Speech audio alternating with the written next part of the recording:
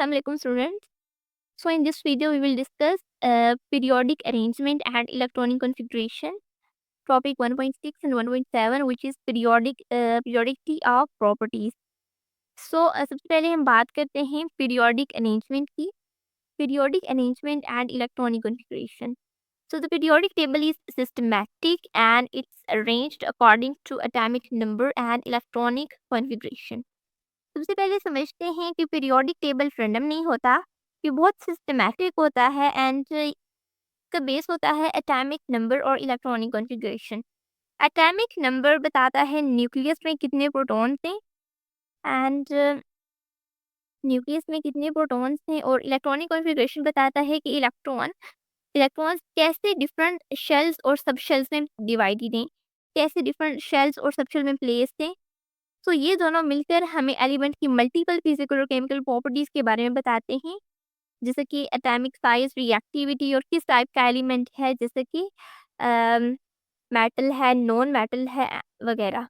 So this arrangement help us to easily know about number of shell and number of valence electrons, यानी period number और group number. अब period number क्या होता है? Period number बताता है कि उस एलिमेंट के पास कितने इलेक्ट्रॉन्स शेल हैं। जैसे कि period number number of shells होता है। फॉर एग्जांपल अगर 3 पीरियड्स हैं सो 3 शेल्स हैं। एग्जांपल के तौर पे अगर एलिमेंट पीरियड 3 में है, उसके पास 3 शेल्स हैं, यानी कि फर्स्ट शेल है, second shell and third shell है। एंड वैलेंस इलेक्ट्रॉन यानी आउटर मोस्ट शेल के इलेक्ट्रॉन्स थर्ड शेल में होंगे, लेकिन ये डिपेंड करता है कि एलिमेंट किस ब्लॉक में है। तो अगर एलिमेंट एस ब्लॉक में है तो outer most electron S orbit में होंगे, जैसे कि group 1 NS1 and group 2 NS2। लेकिन अगर एलिमेंट पी ब्लॉक में है तो outer most electron P orbital में होंगे। एंड ग्रुप नंबर क्या होता है? ग्रुप नंबर होता है number of valence electron. Number of valence electron for example group 2 and 2 valence electron. Group number बताता है कि एलिमेंट के आउटर मोस्ट शेल में कितने वैलेंस इलेक्ट्रॉन्स हैं, जैसे कि ग्रुप 2 में 2 वैलेंस इलेक्ट्रॉन्स होंगे एंड ग्रुप 13 में 3 वैलेंस इलेक्ट्रॉन्स होंगे। तो इससे हमें क्या पता चलता है? हमें ये पता चलता है कि एलिमेंट्स की केमिकल प्रॉपर्टीज़ क्या हो सकती हैं, एलिमेंट्स का केमिकल बिहेवियर क्या होगा, एंड क्योंकि वैलेंस इलेक्ट्रॉन ही रिएक्शन और बॉन्डिंग डिसाइड करते हैं। तो पीरियड क्या बताता है? Number of shell. And group बताता है वैलेंस इलेक्ट्रॉन। और जिस ऑर्बिटल में लास्ट इलेक्ट्रॉन जाता है वो बताता है blocks. So blocks of elements depends on where the outer electron enters, like s, p, d and f orbital. जिस ऑर्बिटल में लास्ट इलेक्ट्रॉन जाता है वो होता है ब्लॉक। सो इससे बिना पीरियोडिक टेबल को ज़्यादा देखे भी हमें एलिमेंट्स के बारे में बहुत सी चीज़ें हम प्रिडिक्ट कर सकते हैं, बहुत सी चीज़ें पता चलती हैं। नेक्स्ट हम एग्जाम्पल्स को डिस्कस करते हैं। सो सबसे पहले example in elements in period 3 and group 2। तो पीरियड 3 में 3 शेल्स होंगे एंड ग्रुप 2 में 2 वैलेंस इलेक्ट्रॉन्स होंगे। सो कॉन्फ़िगरेशन क्या है? 1s2 2s2 2p6 and 3s2। ये जो इलेक्ट्रॉनिक कॉन्फ़िगरेशन है ये मैग्नीशियम की है। यहाँ पे हम देखते हैं कि जो थर्ड शेल है यानी कि 3s2, इसमें 2 इलेक्ट्रॉन्स हैं एंड 2 इलेक्ट्रॉन्स हैं एंड इस वजह से मैग्नीशियम एस ब्लॉक में आता है और ग्रुप 2 में आता है।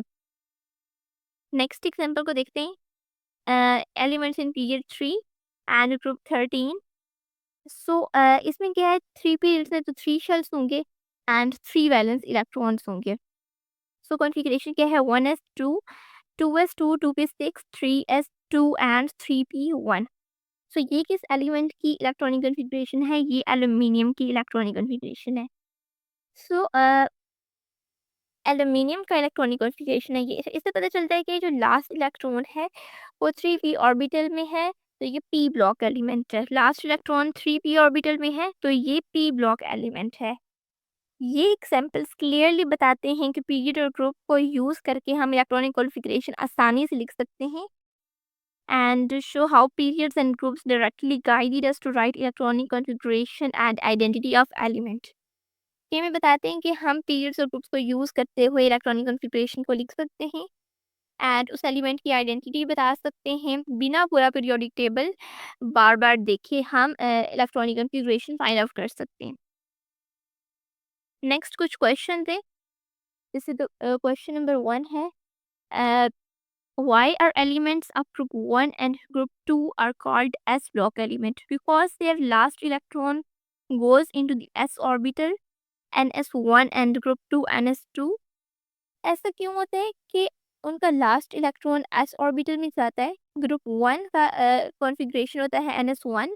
तो इसका क्या मतलब हुआ कि लास्ट इलेक्ट्रॉन एस ऑर्बिटल में गया है। एंड ग्रुप 2 का कॉन्फ़िगरेशन है ns2। सो इससे पता चलता है कि outermost electron s type orbital में जाते हैं। तो ये एस ब्लॉक का एलिमेंट है। नैम चलकोजेंस में 2 है। Name chalcogens family to give and give 2 characteristics. So chalcogens family group 16 होती है। एंड इसमें oxygen, sulphur, selenium, tellurium, polonium and livermorium, ये वाले एलिमेंट्स आते हैं। And all have 6 valence electrons in ns2 and np4। अच्छा, इसकी पहली प्रॉपर्टी है कि इनके पास टोटल 6 वैलेंस इलेक्ट्रॉन्स होते हैं जो कि ns2 में और np4 में होते हैं।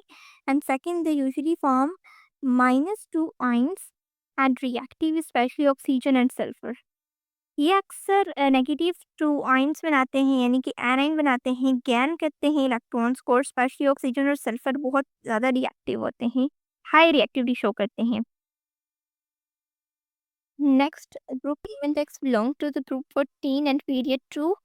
Find its configuration. So element X group 14 और period 2 में है, so इसका इलेक्ट्रॉनिक कॉन्फ़िगरेशन क्या होगा। सो पीरियड 2 में है तो मीन्स इसके पास 2 शेल्स हैं। ग्रुप 14 में है तो इसमें इसके पास 4 वैलेंस इलेक्ट्रॉन्स हैं। So it is 1s2, 2s2 and 2p2। ये जो कॉन्फ़िगरेशन है ये कार्बन का है। क्यों?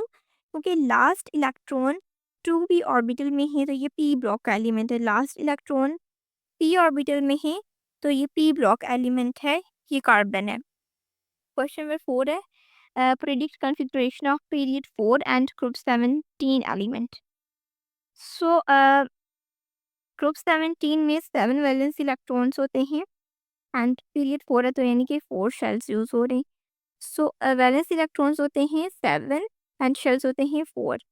सो इसका कॉन्फ़िगरेशन लिखते हैं 4s2, 3d10 एंड 4p5 के ब्रोमीन है। क्योंकि लास्ट इलेक्ट्रॉन p ऑर्बिटल में एंटर हो रहा है तो ये p ब्लॉक एलिमेंट है। लास्ट इलेक्ट्रॉन p ऑर्बिटल में एंटर हो रहा है तो ये p ब्लॉक एलिमेंट है, ये ब्रोमीन है।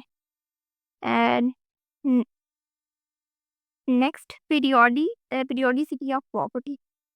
सो मॉडर्न पीरियोडिक लॉ बेसिकली क्या है? Properties of elements are periodic function of atomic number. Modern periodic law कहता है फिजिकल और chemical properties of elements atomic number के फंक्शन के तौर पर पीरियोडिक होती हैं। यानी जब हम एलिमेंट्स को इंक्रीजिंग एटॉमिक नंबर के ऑर्डर में अरेंज करते हैं तो उनकी प्रॉपर्टीज एक रेगुलर पैटर्न के साथ रिपीट होती हैं और इस रिपीट होने वाली पैटर्न को हम periodicity कहते हैं।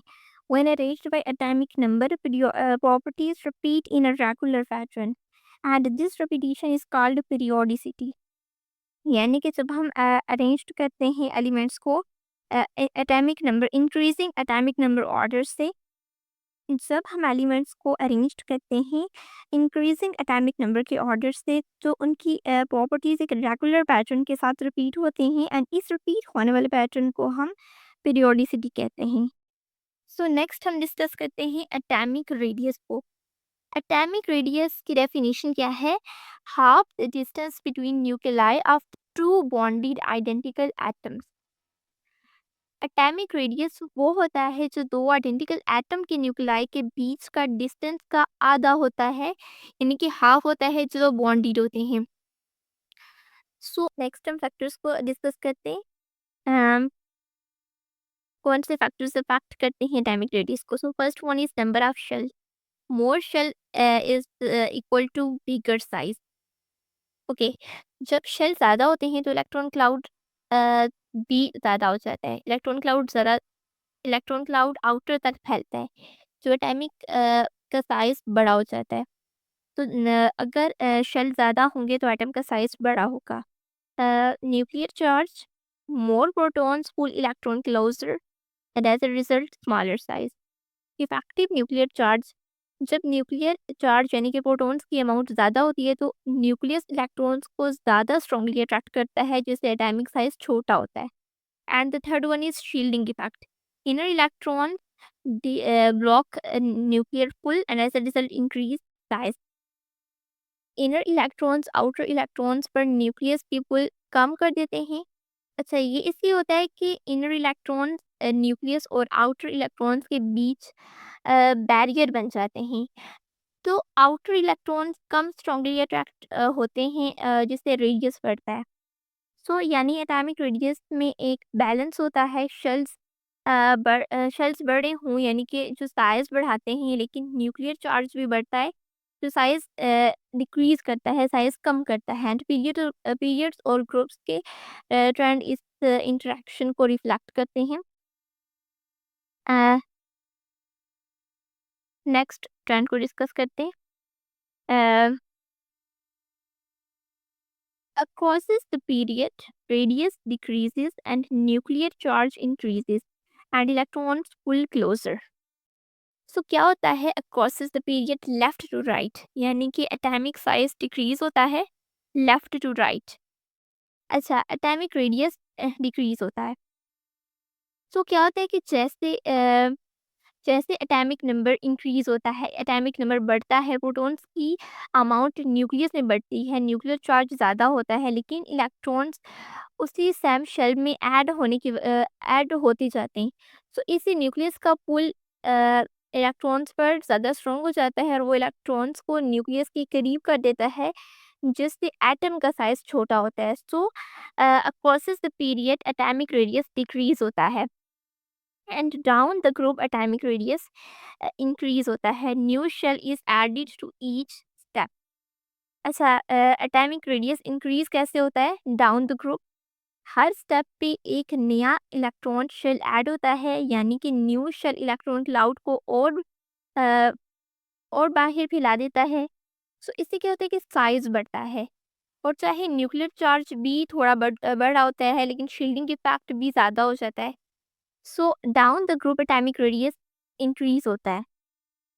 नेक्स्ट हम आयनिक रेडियस की बात करते हैं। सो आयनिक रेडियस की डेफिनेशन हम ये कह सकते हैं कि आयनिक रेडियस में हम देखते हैं आयंस पॉजिटिव या नेगेटिव कि न्यूक्लियस से आउटर मोस्ट इलेक्ट्रॉन तक का डिस्टेंस कितना है, और इसे हम पीएम या फिर एंगस्ट्रॉम भी कहते हैं। सो केटायंस में क्या होता है कि smaller than atom when electrons are loosed and fewer electron remain, nucleus pull them tightly. जब इलेक्ट्रॉन लूज होता है तो इलेक्ट्रॉन क्लाउड श्रिंक कर जाता है। अच्छा, इलेक्ट्रॉन्स के बीच में रिपल्शन कम हो जाती है और न्यूक्लियस बची हुई इलेक्ट्रॉन्स को ज़्यादा स्ट्रांगली खींचता है, यानी अपनी तरफ ज़्यादा स्ट्रांगली अट्रैक्ट करता है। एंड इसकी एग्जांपल देखते हैं, जैसे कि सोडियम है। Sodium is 186 PM. सोडियम का एटॉमिक रेडियस 186 पीएम होता है, लेकिन सोडियम पॉजिटिव है। सो क्या होता है कि सोडियम पॉजिटिव यानी कि सोडियम कैटायन का रेडियस 102 पीएम होता है, यानी कि स्मॉलर होता है, क्योंकि उसने एक इलेक्ट्रॉन लूज़ किया होता है और बचे हुए क्लाउड इलेक्ट्रॉन के करीब आ जाता है। सो जब सोडियम अपना इलेक्ट्रॉन लूज़ करेगा तो उसके रिजल्ट में उसका जो रेडियस है वो कम हो जाएगा। नेक्स्ट हम एनाइन को डिस्कस करते हैं। Larger than atom and extra electron increases repulsion could spread out.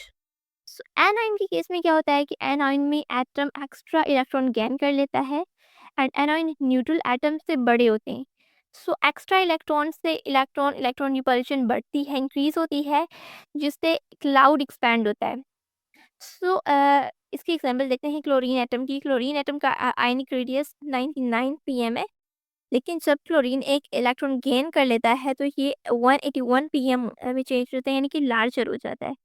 So chlorine atom 99 PM का है, लेकिन क्लोरीन अगर अपना एक इलेक्ट्रॉन गेन करेगा तो वो 181 पीएम का हो जाता है, यानी एक्स्ट्रा इलेक्ट्रॉन ने क्लाउड को इंक्रीज कर दिया। तो ये दोनों कंपैरिजन है, cation versus neutral A9 and neutral. तो क्लियर करते हैं कि इलेक्ट्रॉन का लूज या गेन साइज पर क्या इफेक्ट डालता है। नेक्स्ट हम देखते हैं which factor effect atomic and ionic radii. कौन से ऐसे फैक्टर्स हैं जो कि एटॉमिक या आयनिक रेडियाई को इफेक्ट करते हैं। So number of number of shells अगर ज़्यादा होंगी, यानी कि मोर नंबर ऑफ शेल, उसके रिजल्ट में एटम का जो साइज है वो बिगर होगा, एटम बड़ा हो जाएगा। Nuclear charge, higher nuclear charge pull electron in. Nuclear charge यानी कि ज़्यादा प्रोटॉन एटम को कंप्रेस करते हैं, इलेक्ट्रॉन को ज़्यादा स्ट्रांगली अट्रैक्ट करते हैं एंड रेडियस कम होता है। The third one is shielding effect. Inner electron reduce nuclear pool and size increases. Inner electron outer electron पर न्यूक्लियस के पुल को कम करते हैं, जिससे साइज बढ़ता है। And last one is lose and gain of electrons. Cations shrink and anions expand. Cations electron lose करने पर श्रिंक हो जाते हैं एंड एनाइंस इलेक्ट्रॉन गेन करने पर एक्सपैंड हो जाते हैं। सो ये चार फैक्टर हैं जो एटॉमिक या आयनिक रेडियाई को अफेक्ट करते हैं। नेक्स्ट हम प्रिडिक्ट करते हैं इन एलिमेंट्स का size. So lithium versus fluorine. Lithium is bigger across the period and across the period size decrease होता है। लिथियम बड़ा होता है फ्लोरीन से, क्योंकि पीरियड में लेफ्ट से राइट जाने पर एटॉमिक रेडियस कम होता है। फ्लोरीन के पास ज़्यादा न्यूक्लियर चार्ज होता है जो इलेक्ट्रॉन्स को ज़्यादा खींचते हैं। So lithium versus lithium cation. इस केस में क्या होता है, लिथियम केटाइन छोटा होता है, इलेक्ट्रॉन्स को लूज करता है एंड पुल स्ट्रॉन्गर होता है। सो यहाँ क्या होता है कि लिथियम पॉजिटिव छोटा होता है लिथियम से, क्योंकि लिथियम पॉजिटिव ने इलेक्ट्रॉन लूज किया है। सो इलेक्ट्रॉन क्लाउड श्रिंक हो गया एंड न्यूक्लियस रिमेनिंग इलेक्ट्रॉन्स को ज़्यादा टाइटली पकड़ सकता है। Third one is oxygen versus oxygen negative. Oxygen negative बड़ा होता है ऑक्सीजन से, क्योंकि एक्स्ट्रा इलेक्ट्रॉन से रिपल्शन बढ़ती है और क्लाउड एक्सपेंड होता है। So oxygen negative is bigger in size. Extra electrons होते हैं तो रिपल्शन ज़्यादा होती है, जिससे क्लाउड एक्सपेंड होता है। The last one is nitrogen 3 minus versus fluorine minus. तो नाइट्रोजन नेगेटिव बिगर होता है and same electron as fluorine negative, but fewer protons कम हो जाते हैं एंड वीक पुल। सो दोनों आइसो इलेक्ट्रॉनिक के, यानी कि 10 इलेक्ट्रॉन्स हैं, लेकिन नाइट्रोजन -3 के पास कम प्रोटॉन्स हैं, यानी कि न्यूक्लियर पूल कम है। तो क्या होता है कि वो ज़्यादा स्प्रेड हो जाता है, इसलिए नाइट्रोजन -3 बड़ा होता है फ्लोरीन नेगेटिव से। सो यही था आज का लेक्चर। मिलते हैं नेक्स्ट वीडियो में। अगर आपकी कभी क्यूरी हो तो आप मुझे कमेंट्स में बता सकते हैं, एंड अगर आपको वीडियो पसंद आया हो तो चैनल को लाइक कर दें। एंड चलो फिर मिलते हैं नेक्स्ट वीडियो में। So for more chemistry videos don't forget to like and subscribe passionate brains. मिलते हैं नेक्स्ट वीडियो में, तब तक के लिए अल्लाह हाफिज़।